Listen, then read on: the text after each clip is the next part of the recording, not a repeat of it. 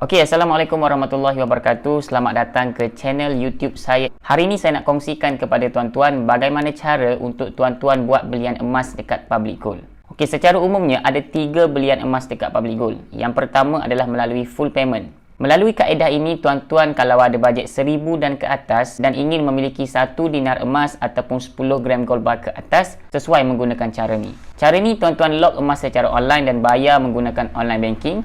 Dan emas tu tuan-tuan boleh ambil dekat cawangan yang berdekatan ataupun tuan-tuan boleh request untuk lakukan postage berinsurans. Cara yang kedua adalah melalui SEPP, iaitu Syariah Easy Payment Purchase. Melalui cara ini tuan-tuan boleh bayar 1 dinar ataupun 10 gram emas dengan bayaran kali selama 6 bulan ataupun 10 bulan. Habis tuan-tuan bayar, emas itu akan dipost kepada tuan-tuan secara berinsurans. Cara yang ketiga adalah dengan buka akaun emas. Akaun emas ni konsep dia sama dengan akaun bank. Cuma dalam akaun bank kita simpan duit.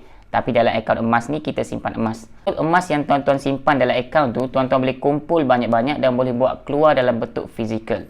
Dan cara ni lah cara yang paling famous dan ramai orang gunakan. Okey, itu sahaja 3 cara belian emas dekat public gold. Jadi kepada tuan-tuan yang berminat, boleh WhatsApp saya. Nanti saya akan guide tuan-tuan untuk buat simpanan emas pertama.